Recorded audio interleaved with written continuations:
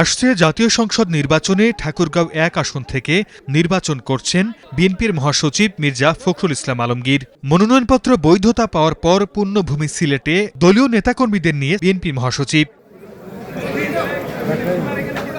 রোববার বিকেলে ইউএস বাংলার একটি ফ্লাইটে সিলেট ওসমানী আন্তর্জাতিক বিমানবন্দরে অবতরণ করেন মির্জা ফখরুল। পরে দলীয় নেতাকর্মীদের সঙ্গে নিয়ে হজরত শাহজালাল রহমাতুল্লাহ আলাই ও শাহপরান রহমাতুল্লাহ আলাইয়ের মাজার জিয়ারত করেন তিনি। এ সময় সাবেক প্রধানমন্ত্রী ও বিএনপি চেয়ারপারসন বেগম খালেদা জিয়ার জন্য দোয়া করা হয়। সন্ধ্যায় সিলেটের একটি হোটেলে সাংবাদিকদের সঙ্গে মতবিনিময়ে বিএনপি ও নির্বাচনের নানা বিষয় নিয়ে কথা বলেন তিনি। বলেন, ভোটে জয়লাভ করলে যুগপৎ আন্দোলনের শরিকদের নিয়ে জাতীয় সরকার গঠন করবে বিএনপি। যাদের সঙ্গে একসাথে আন্দোলন করেছি, যুগপৎ আন্দোলন করেছি, তাদেরকে নিয়ে আমরা একটা জাতীয় সরকার গঠন করব। এটা আমাদের ঘোষণা আছে, ডিক্লেয়ার, কিন্তু এটা সর্বদলীয় নয়।